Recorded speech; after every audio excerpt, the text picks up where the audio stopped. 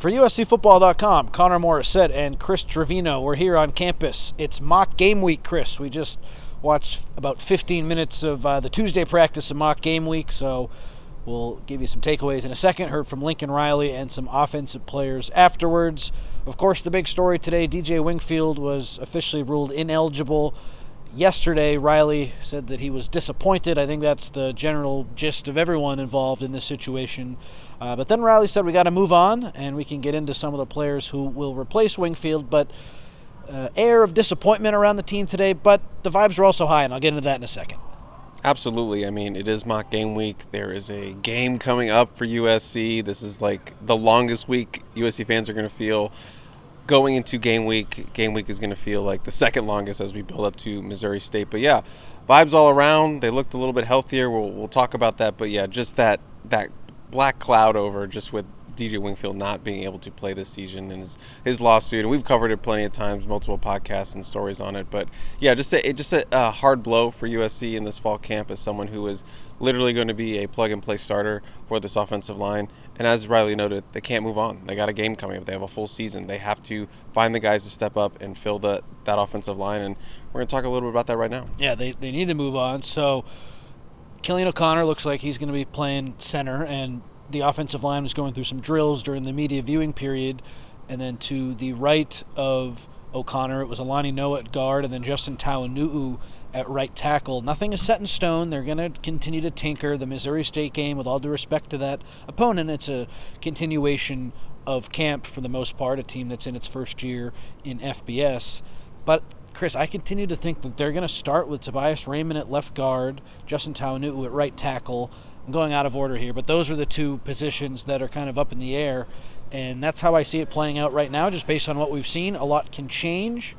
Raymond just seems to be really versatile. The staff likes him at left guard, and I think the staff likes Tawanu'u at right tackle too. As Lincoln Riley pointed out when talking about the offensive line and Tobias Raymond, that's a guy they can put anywhere, and he, quote, gets the job done. So that is something they need right now, looking for holes to fill. Tobias Raymond obviously been repping at both, and that would also be a very huge left side of that offensive line with 6'7" Elijah Page, 6'7" Tobias Raymond. You're going mammoth size there at the left guard and left tackle spot. So I like it. We like Justin Tawanu'u. We think he's emerging. I still think Micah Benuelos might have something to say about this battle, and that is still up in the air as we move forward. And as you pointed out with these first two games, we're going to see some mixing in. They need to get those guys some reps. So I'm interested to see what the combinations look like that first week and moving into week 2. But, yeah, it feels like we're setting up to have a Tobias Raymond at left guard spot early in week 1. I totally agree. So I said on my notes here, it seemed like some of the coaches were in a good mood. Of course, the Wingfield thing was unfortunate, but right away they're warming up. The quarterbacks were throwing to the receivers, running backs, and tight ends. And Luke Heward, who doesn't really show a lot of emotion, he was like, there's Jay Fair. And then there was a pass that almost went out of bounds and knocked over a camera, and Anthony Jones was like, watch out for those cameras, they're expensive. It just seemed like people were in a good mood today, which was great to see. Riley Wormley was back for some of the warm-ups. He's still dealing with a knee injury, but he's doing more than we've seen. Anthony Jones highlighted that. He said, good to have you back, and just a step in the right direction for him. So it's not always a great time. Sometimes they wet the balls and the receivers have a hard time bringing them in, but those early warm-ups today, it seemed like people were in a good mood. Jacoby Lane, there wasn't any music playing. He said, I love this song, so he made a joke as well. Vibes were high there. Yeah, I was going to point out that there was no music, which is odd, and you could literally hear everything on the field. So it kind of changed the energy a little bit just because it's like no atmosphere with the music. But yeah, it was interesting. And yeah, it was a beautiful day, not a cloud in the sky. Move-in day. There's a lot of energy in general on campus right now. Hot day as well. So yeah, it was one of those great practice days you could have at USC. The last thing we got to talk about from the observation period, so Xavier, DJ Jordan, he goes by DJ, but he likes to officially be called Xavier on the roster, but everyone calls him DJ. It sounded like was having a pretty solid camp, and then today Lincoln Riley was asked about the third receiver spot, who's coming along, and he mentioned pretty much every other scholarship receiver except for a couple guys, and then mentioned Jordan last. Jordan at practice, when all the receivers were warming up, at one point he went over to work with the walk-ons and help in a cornerback drill. I don't exactly know what's going on with him, but it seemed a little odd. And Chris, you wrote about it, so just any thoughts and any more of a description about what happened with Jordan today? I honestly don't really know what's going on with that situation. It seemed odd, to say the least, as I just said. But, Xavier Jordan last year, we saw him very early put on the scout team. Like, he was working with those, I call them dummy receivers, but they're the ones that work as the receiver against the cornerback to help them drill. Sometimes the cornerbacks will drill against themselves, but as we move into the season, the wide receivers, the walk-ons, will help actually play a wide receiver for them in these drills. So very early last year, that's what he was. He was on scout team every single week and looked like he was, pushing for the rotation. Not saying he's not now, but it was just a bizarre sight to see him working as the part of the walk-on group and serving as a dummy receiver for the cornerbacks. And then after that, because the offense is working on their on-air drills, which we can't shoot, we're on the other side of the field, the whole offense is down there working, and he wasn't with there. And we were leaving, he was off to the sideline just kind of watching with the other walk-on receivers who were just kind of waiting around for the next drill to start. So I don't know. It was kind of bizarre. We'll track. Maybe it was a one-time thing. Maybe it was like a, I don't want to say disciplinary things. I'm just like talking right now, but I don't know. It was something we're gonna have to watch for tomorrow. And tomorrow's actually going to be our last practice to actually view anything in the start of practice. So we're gonna get one more shot to look at stuff before it's just full season, full go, and we only get to do interviews. So we have to make tomorrow count. Shotgun. I'm so sorry, Connor. That's okay. You did a podcast last. Yeah, we just got to make our last one count and see what's going on, see if anything's different from that. Aren't you going to miss the observations, folks? I know I am. Okay, so Lincoln Riley afterwards, he was asked a bunch of different questions, position battles, so he talked about the wide receiver one, as I mentioned. Something that stood out to me there, Chris, the first guy who mentioned, who I think the adjective was outstanding fall camp, was Tanuk Hines, who Gerard's been really high on. I know you love his speed. Bought a bunch of stock. Corey Sims was a guy who missed a little bit of practice because of an injury. Another true freshman, but Riley highlighted him. But Hines was the first true freshman mentioned before Jay Fair, mentioned before a few other guys that went Prince Strachan, and then Zach Williams, and then Tanuk Hines. Do you think Hines is the guy as the out of that freshman group who can make the biggest impact? I speculated, do not be shocked if we see Tanuk Hines contribute to this offense as a rotational receiver. 6'1", 10.4 speed, a bigger, faster Mekhi Lemon, really good hands, really good body control. He looks physically developed right now as a freshman. We had a source in Texas who covers Texas football out there. It's like, he's a monster. So I'm really excited about him. I would be shocked if he redshirted. He looks like he's got a role for special teams. I believe we talked about that last week with him and Corey Sims and Ty Tugawai getting a shout out from Ryan Doherty. So they're going to play on special teams, and I think he is talented enough and advanced enough to be able to contribute as a wide receiver, because they need a wide receiver 3. If it's Tanuk Hines as a freshman, if it's Prince Strachan, I think there's a bunch of opportunities for these guys, Zacharias Williams, but Tanuk Hines is someone I'm circling, watching the second half of the season. I think he's going to have an impact. And we all remember last year there were plays where Zachariah Branch's speed was featured. Branch, of course, no longer on the team. They need someone to fill that role, the speedster, so maybe it will be Hines. Of course, he probably won't have as big of an impact early on as Branch did, but he's someone down the line, and maybe it's this season who could help fill that role. And we know Lincoln Riley loves a little screen to the yes. to the wide receiver, so I would expect that's a great role for Tanuk to have, given that speed and the ability to break tackles with his size. So yeah, I think it could be a really good combination. But again, true freshman, got to get on the field, got to be able to block, Connor. So we'll see how that develops too, because as we know, no blocking, no rocky, even for the wide receivers. Still figuring out the offensive line, as we've talked about. The defensive line, there are still some position battles. We feel pretty strongly at the edge. Cameron Fountain, of course, will play a lot, probably start. Anthony Lucas looks like a starter. Braylon Shelby still pushing. If he's not a starter, going to play a lot. After that, the depth kind of drops off a little bit, but then I think that's where you see maybe Elijah Newby in some packages, and Eric Gentry certainly can be an edge rusher. Jakeem Stewart. And some of the bigger defensive linemen, whether it's Devin Tompkins, Jakeem Stewart, Jade Abasiri. Danton Lynn has a lot of options, even though there aren't necessarily a lot of true edge rushers on the roster. Riley also talked about the linebacking depth and how he wasn't really sure about it going into camp, but he's feeling pretty good about it now. Eric Gentry and Desmond Stevens have established themselves as the starters, but Riley said Tamir Robinson and Newby and Beavers are practicing well. He didn't mention Jaden Walker, but I imagine he meant to mention Walker. Walker's looked good from what we've seen. So outside of Gentry, there's not really a lot of playing experience in that group, but I feel like the ceiling for that room is decently high, and we'll see. Potentially, it could be really high if guys come out and take their chances. Absolutely. I feel really good about that depth. Not the experience, but the depth in general and the talent, and that's something we've talked about and what we're talking about here. But yeah, I recently did the defensive depth charts. Little plug, go check that out. Offense, I did defense, and the linebacker room is completely changed from the one that I did going into spring camp. I was like, oh, this could be rough, and I was like, there's a lot of names I gotta fit in there. And even with Tamir Robinson, the Penn State transfer, who's been injured this camp, looks like he's back being healthy, but he's someone that still needs to catch up a little bit, and that's only going to help the depth and the overall experience, because he does have some, but not nearly as much as Eric Gentry or anyone like that. But yeah, getting him back up to speed and full go, that's going to be huge again to round out the experience and the talent they have in that room right now. I did do the offense depth chart.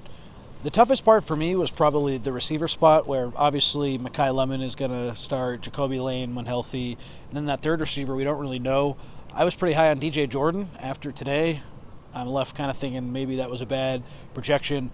If I could redo it, I'd probably go with Prince Strawn as that third starter. Riley mentioned Strawn's name first, and even though I think he's had some ups and downs in camp, he's a newer guy, still pretty young, newer to football relatively in the grand scheme of things. He still has a high ceiling, and it sounds like he's doing some really good things. The last thing that Riley talked about, so Walker Lyons, he said it's the first time that he's really had an off season because he was on a Mormon mission. He had a broken leg that he was recovering from a couple of years ago.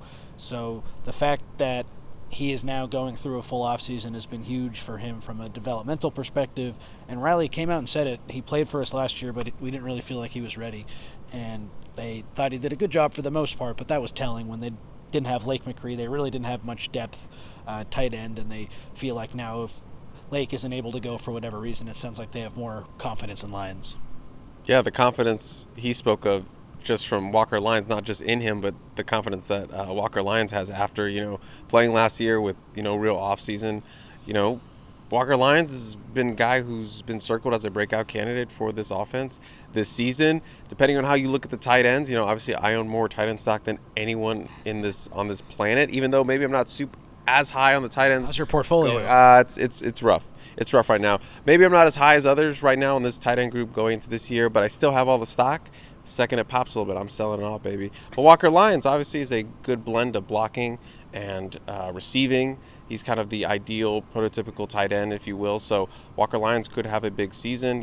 Lake McCree battled some injuries, so Walker Lyons could see himself primarily playing as the number one guy if anything should happen. But yeah, I would take a shot on some Walker Lyons stock. You can buy some of mine if you want. We can talk after the show.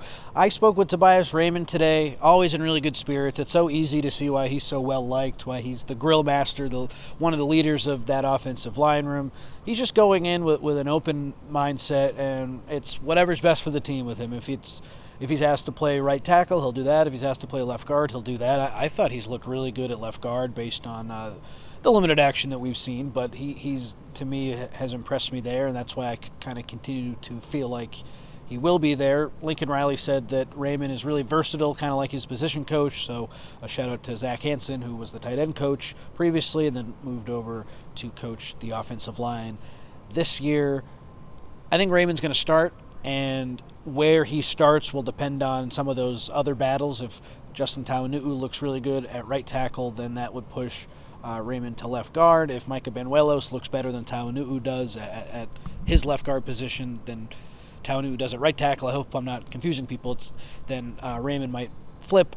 It just seems to me like it's between Benuelos and Tawanu'u, and whichever one does better locks down their spot, then Raymond will just go at the other spot. So right now I'm kind of leaning towards Tawanu'u at right tackle, Raymond at left guard, but as we've said a million times, things can change. That was a lot. That was a lot. But I follow you. I hope so. I think Tobias Raymond, we're in agreement that we think he is, I want to say locked in, but he is. He's one of the best five. One of the best five, and is going to be on the field week 1 against Missouri State. Obviously, they'll probably bounce him around, but yeah, I'm pretty confident he is going to be in the starting lineup at some point. We just don't know where exactly, and we'll probably see it a bunch of different ways. Not a bunch of different ways, but a couple different ways next Saturday. Yeah. 2 Saturdays from now. Yeah. You heard from Alani Noah today, who's slimmed down a little bit. Yeah, I mean, that was kind of one of the big kind of secondary storylines of this fall camp. Just when we saw him, I was like, was that Alani Noah? He looks significantly slimmer, and this is our first time we've gotten to talk to him all fall camp, and just seeing him up close, like super slimmed down, super svelte. He enrolled like at 340, and he looked 340. Big gut, big dude, and he told me. I asked him, like, what are you weighing? Because I know that's been like a big question on the peristyle. Like, what do you weigh? And he said 305 pounds. That's what I'm weighing right now. He's listed at 315. Now, obviously, he's slimmer, so he's quicker, and he says he feels faster. This is the lightest he's ever played. Me personally, I would like to see him a little bit heavier than that, maybe like 315, which is what he's listed at on the the website. But hey, if it works, it works, and we're gonna see. I think speed was an issue for him. He would get beat sometimes by quicker defensive linemen. But now that he's slimmed down, he's a little bit faster with his feet. I'm excited to see what that combination, because he's really strong, and you can see how powerful he is up top. So, I'm excited to see what the combination looks like with this new slimmed down version. Alani Noah, I guess technically 3.0, because he slimmed down about 20 pounds last year, or slimmed down a little bit. He dropped a lot of weight, and he looks like a powerfully built offensive lineman, like a six-pack type kind of lineman, like a Tyron Smith kind of body type. Again, not Tyron Smith, but I'm just saying that perfectly, like, well-built, strong offensive lineman, not the big gutted offensive lineman that we've seen in the past. So I'm interested to see what it's going to look like, but when you see him up close, it's like, wow, he has dropped some weight. Maybe this is a bad comparison. I don't want to throw any shade. He looks a little bit like the lineman who retires, and it's like, oh my God, you were so big, and now you're kind of slimmed down. But I think for him, it was for the best. Yeah, like you look at the guy, it's like, oh my God, you were a lineman. That's a stretch. He still looks like a lineman. He's massive. He's 305 pounds, but it's kind of in that same vein. I think with him, Chris, he's had a much better second half of camp. I don't think he got off to the greatest start. That's why Kalen Miller was pushing him. But as time has sort of gone on, it seems like he's returning to form, which is very encouraging. Did you hear from any other players today, Lake or Jaden Richardson? Talked a little bit with Lake today. This is his final go-around. He says it hasn't really set in that this is his final season, but it is as the clock gets closer to the week one. He said fall camp went by like that for him because it was his last one. So he's just trying to make the most of his opportunity in his last college season before whatever happens at the next level, post-football, football, NFL, whatever. But he's just trying to take in everything he can with his final go-around with his brothers. Absolutely. We'll end with this. So I did the offensive depth chart. Like you said, Chris, you did the defensive depth chart. The hardest thing for me was that third receiver. What was the hardest defensive depth chart decision that you had to make? Cornerback. I think cornerback was the one. Felt pretty good about defensive end. Felt pretty good about the interior defensive line. Linebacker was pretty easy. Safety pretty easy. Kick return, punter pretty easy. Nickel, not that hard. We feel pretty good about, Alex Graham, the true freshman as we've talked about in the last couple instant analysis. But cornerback, just kind of like the big one. I was like, oh my God, it took the most time for me to just kind of really sit down and think about it. I feel good about Carlos Nicholson. It's been a little tough because Chasen Johnson's been banged up, but I think everything being equal and he's healthy, I think he's out there to start. But, DJ Harvey is also obviously in the mix. Braylon Conley, the redshirt freshman, is obviously in the mix. So there's a number of different ways, but I was just kind of going with, like, assuming, Chasen Johnson's ready to go for week one. Probably needs to catch up a little bit, but I would assume the most starts drawn this year will go to Chasen Johnson, and that's kind of what I went with. But that was the tough one for me. Yeah, understandable. I think you did a great job with that. If you're not a subscriber at uscfootball.com, you should be, because then you can look at all the depth charts and all the analysis. One more thing from you. We haven't addressed it, but yes, we are matching. It was not planned. Never is. Never is. I know we're not at a family reunion, as Connor pointed out before this started. It's just a mistake. This is a Connor shirt. I effed up, Connor. I'm so sorry. I know this was like your day for that, so I apologize. There's no specific day for any shirts that I wear. This is a Connor shirt. Oh, no, not necessarily. I'm just trying to be like him. Okay. Nope, you can wear whatever shirt you want. And I think that's a good ending spot. Yeah. We'll be back tomorrow. I didn't realize it's our last observational period tomorrow. It makes me a little sad, but what are you going to do? So we'll have to go out with a bang. He's Chris Trevino. I'm Connor Morrissette. Like I said, we'll be back tomorrow. We'll see you then.